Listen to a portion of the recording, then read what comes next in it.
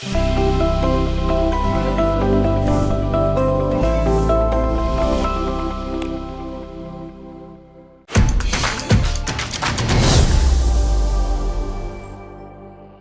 and welcome to the Economy This Week series of Drishti IS.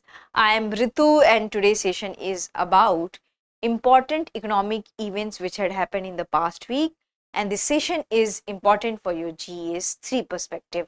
So let's move toward the points of discussion part.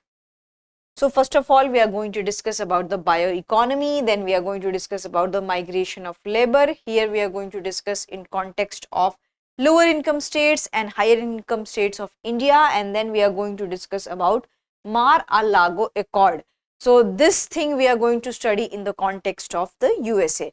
So let's move towards the first discussion, which is Mar-a-Lago Accord, and this is the news we have. What is the Mar-a-Lago Accord and dollar devaluation plan and why it is happening in the US?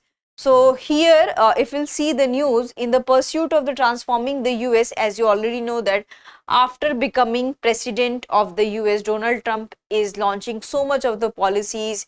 Recently he has done what you can say 25% tariff on automobiles, and so many people are shocked because of his various policies. So among all those policies, this is also one of the policy which talks about the US currency devaluation, dollar devaluation. So this will transform US into manufacturing superpower, and the Trump administration is considering devaluation of the US dollar as a policy tool. So as you already know that US is persisting facing deficit kind of thing, and here if you'll see the deficit, US has reached over $1 trillion in 2024 as a deficit. So in order to breeze such deficit, Mar-a-Lago Accord has been floated, and this idea has been floated by Stephen Mirren, who has been recently appointed as chairman of the US Council Economic Advisor. And after such a deal, like by applying Mar-a-Lago Accord, it would address the US current account and fiscal deficit without having to do the hard work, because it will focus on the currency devaluation and raising tax revenue or lowering spending. So this is the news which we are going to cover up. So let's move that what other it has. So first of all, we should know that what is the reasons behind this. So Mar-a-Lago Accord is basically for what you can say currency devaluation, and by currency devaluation they are going to breeze the gap of deficit which has become trillions. So why there is a deficit in US economy, first of all we are going to discuss. So manufacturing shortfall, the US lacks competitiveness in manufacturing, leading to increased imports. Strong dollar, the strong purchasing power of the US dollar makes foreign goods cheaper. Trust in US dollar, the US dollar is widely trusted due to its value, stability and acceptance globally. Policy option for reducing trade deficit, import tariffs. Imposing tariffs could reduce imports or encourage foreign companies to manufacture in the US. And then dollar devaluation, encouraging a weaker dollar could make US export more competitive. So in order to make US more competitive and to increase its value, such kind of accord has been came into the picture. Then here will come to the that from where it has taken its inspiration. So we have a historical context, which is the Plaza Accord, and in 1985 there was a Plaza Accord in which there was a success devaluation, and US has coordinated with the Japan, Germany, France, UK to lower dollar's value. But many countries had not what you can say admission and accepted it widely, and Japan has faced a lot of problem. Its economy has been what you can say its economy has been stagnated. So many countries had also faced the problem. So we cannot be clearly said that this was a successful devaluation. Then what are the challenges we have with this new accord? So complexity, because earlier in 1985 there was a different era, the economy was responding in a different way, but right now, and at that time there was G5, group of 5 powerful economies who were working, but this time we have G20, and so many countries, more than 20 countries are working as an economy, so it would be a very difficult. Also geopolitical tensions. At that point of time, the US was able to convince Japan, Germany, France, UK. But this point of time, given the geopolitical tension, when every country is taking side to another country, it's very difficult to convince this country to come to a point. So, and here we have also the market dynamics. The global currency market turnover significantly larger now, making effective intervention challenging. So these are the challenges we have, and we cannot say that whether this particular thing will become successful or not. Now we'll move towards which is speculation on Trump's strategy. So as you already know that there are so many speculation because of his strategies, because of his strange policies which people are finding very strange. Though he has been repeating these kind of policies since his campaigning time only. So Trump policy is about on the basis of Soviet nuclear doctrine, which is escalate to de-escalate, and potentially using tariffs as a bargaining tool to achieve broader economic objectives like devaluing the dollar. This approach, however, faces skepticism due to its potential adverse effects on the global economy and political challenges in convincing other nations to participate in currency devaluation. So as you already know that he is proposing a lot of tariff, he is imposing lots of tariff on the imported goods, and that makes a ground for the goods, the country who are delivering, who are exporting to the US, so they will negotiate in different terms. So this has become a bargaining tool. Let's see that whether this bargaining tool will become successful or not. Now we'll discuss the bioeconomy. So this is the news we have, how India's bioeconomy is faring the road ahead. So here this is the news. A new government report has pegged the value of India's bioeconomy in 2024, and it has accounted that more than $165 billion, accounting for over 4.2% of the total GDP, is of the bioeconomy. And the report name is the India Bioeconomy Report, released by the Department of Biotechnology, and it says that India has a ample opportunity in this sector, and it can grow about $300 billion by 2030 to $1 trillion by 2047, and this is solely for the bioeconomy.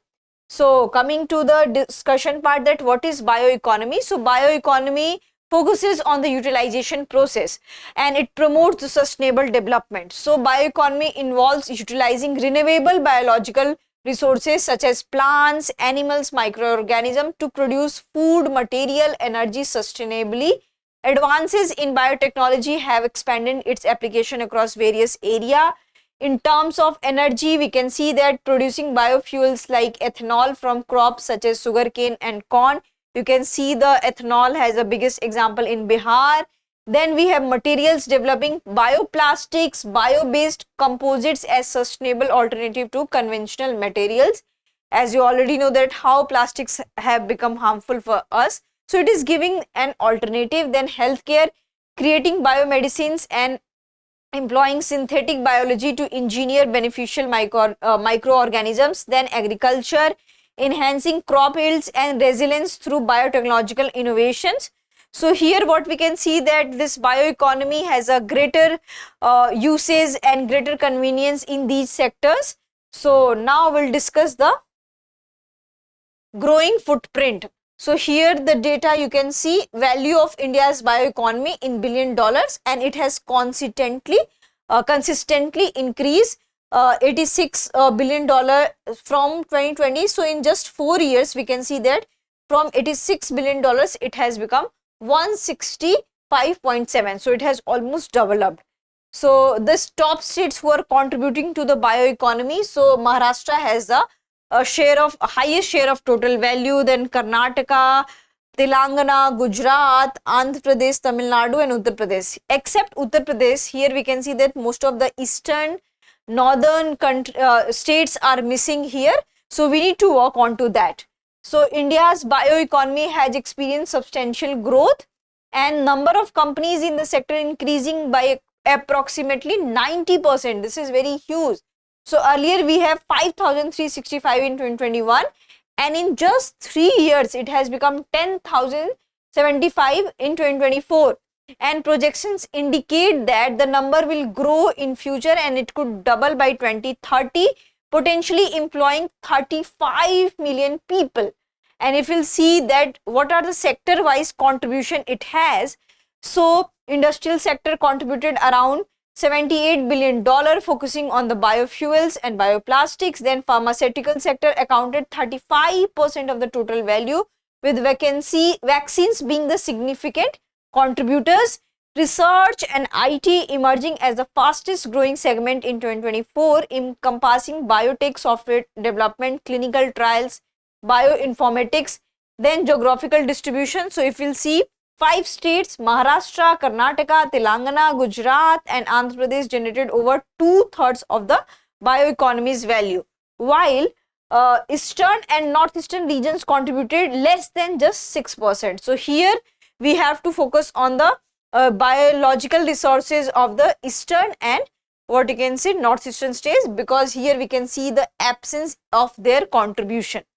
So this is about the bioeconomy. Then we are going to talk about the Bio E3. So what is this Bio E3? So Bio E3 stands for biotechnology, economy, environment and employment. So it will be applicable and it will be beneficial to economy, then it will also be beneficial to environment and also employment, because we had in the last slide see that how if there will be more companies who are working for the bioeconomy, then more people will be employed. So it will also create employment opportunity, and if we'll use the what you can say renewable resources, it will be what you can say convenient for the environment also, and then economy also, because we are creating an different economy. So coming to the policy, aims to foster innovation, establish biomanufacturing, bio AIs hubs, promote regenerative bioeconomy models for sustainable growth, and it emphasized on the sectors such as bio-based chemicals, functional foods, precision biotherapeutics and climate resilient agriculture, carbon capture, marine and space research. So here we can see that almost all area they have covered, and Bio E3 seeks to enhance India's competitiveness in biotechnology. So this will also make India what you can say forefront at the global point of thing. And we have supporting schemes from the government, like India has taken place of net zero by 2070. So bioeconomy will be also helpful to achieving this target. Then we have green growth. So by implementing all these things, we can also able to achieve our zero emission target, and we can also focus on the green growth. Now we'll discuss the new topic, which is about the migration of the labor. So in the pandemic, you can see the real face of the migration, and so many people had walked to their native villages and they had spent 20 or 25 days just walking on the roads so that they can reach to their native places. And mass migration can be seen from the Delhi, Bombay, Ahmedabad and big cities. So what it shows the dark reality of the country, that migration happen for the good reason, because they are the workers, they are creating our buildings, they are working into various sectors, and because of them our life is in a comfortable situation. But what happens that so many migrations are happening from single state to the richer state, and this shows that there is a huge gap between the richer state and the poor states in India. So the migration of labor from low income states to high income states in search of employment opportunities, resulting in higher inflation in high income states in the south such as Kerala, Tamil Nadu, and this study has been done by the State Bank of India. So the region wise retail price shows that southern states display a higher trend in prices for items like vegetables, cereals and most of the pulses. So you might wonder that why these states are facing such high inflation. So we'll discuss that thing also. Northeast and western regions have had the lowest inflation because there is no migration happening. And if we can see that southern and eastern regions are facing a lot of things because of the population, because so many people are going to the southern area. So that's why we can see higher inflation there. A back of the hand analysis indicated that the post-pandemic period, inflation declined by 3.4% in northeastern areas, while southern region it declined by 2.6% only. So here we can see that in northeastern area it has declined by 3.4%, while in southern area it is just 2.6%. Let's discuss some more aspects to it. Higher taxes in south. So in February 2025, India's consumer price index inflation dropped to a 7-month low at 3.61%, primarily due to the significant decrease in food and vegetable prices. However, such impacts could not be seen into the other countries. Despite its national decline, several states experienced higher inflation rates. Suppose that Kerala recorded the highest at 7.3%, followed by the Chhattisgarh 4.89%, Karnataka 4.49%, Bihar at 4.47%, and Jammu and Kashmir at 4.2%. And the elevated inflation in these states is attributed to increased taxes on petrol, diesel, liquor, higher registration charges for automobiles and properties. So these are the reflections and ultimate results. And additionally, migration of a labor from low income to high income states has led to increased demand in purchasing power. So because of increase in demand in purchasing power, there is a higher inflation into Tamil Nadu, Kerala and other states. So rural inflation higher than urban inflation. So here we'll also study rural inflation versus urban inflation, and sadly rural inflation is higher than the urban inflation. Rural inflation is higher than the urban inflation due to its rising food prices. The rural food basket has a higher weight, which is 54.2% compared to the urban 36.3%. The huge gap we can see. 9 major states have rural inflation above the national rural average, while 8 states have urban inflation exceeding the national urban average. So income levels and inflation we can see. High income states have the highest food inflation according to the annual growth 5.26%, surpassing the national average 5.18%. Middle income state has recorded 5.3%, which is lower than the national average, and lower income states have lowest, which is 4.95%. So this indicates that higher income states are facing higher inflation because of the population pressure, because of the more purchasing power, and that's why we can see the reflection in Tamil Nadu and Kerala. So this is about that. We have more few topics which needs to be discussed. So one topic we had discussed in our daily programs, like auto tariff raised by Trump, 25% tariff he has imposed on automobiles, and how India has responded into this situation, what India should do, does India reciprocate or not. So these are the possible questions we had already discussed in our news program, so you can check that thing. Also, we are also going to discuss about the high net worth individuals in our upcoming In Focus program. So do watch also that why the numbers of high net worth individuals are rising, and there is a gap between rich and poor, and why they want to move abroad. If they have a lot of money, then why they want to go to another country. So what are the possible causes we have? So these are the topics which we have covered, and these are also very much economic topic and very important topic from the economy sector. So do read and do watch all these topics. Now we are going to discuss about the practice question for prelims.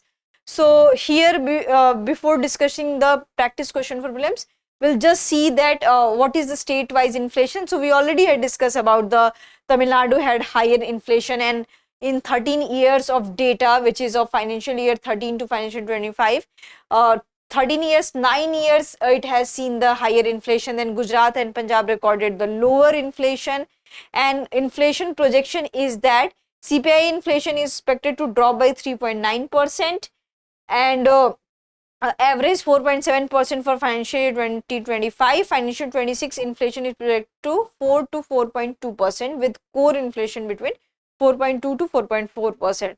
So we can see that there will be a mixed reaction. In some state it will go higher, in some state it will be balanced to the national average, in some states it will go lower.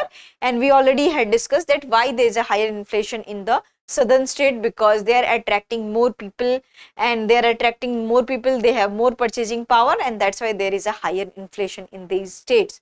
So let's discuss the question answer.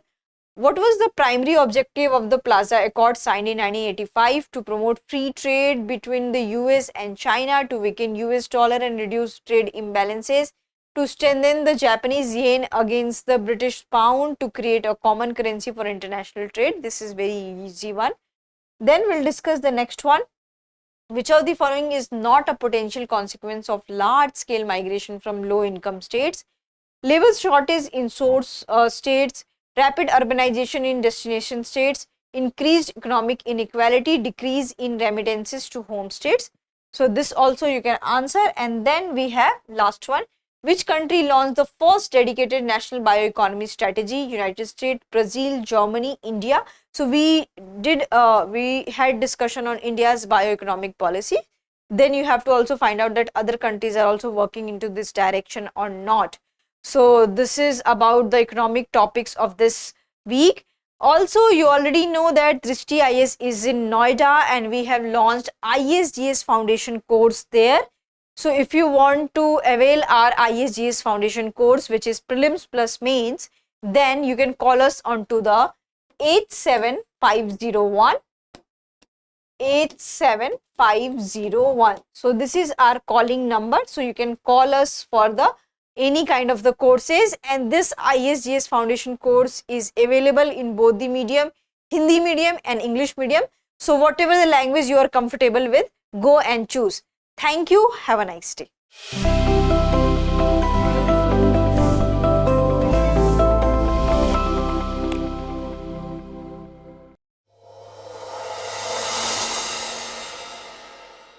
For more informative content, like, share and subscribe, and do not forget to press the bell icon to get the notifications.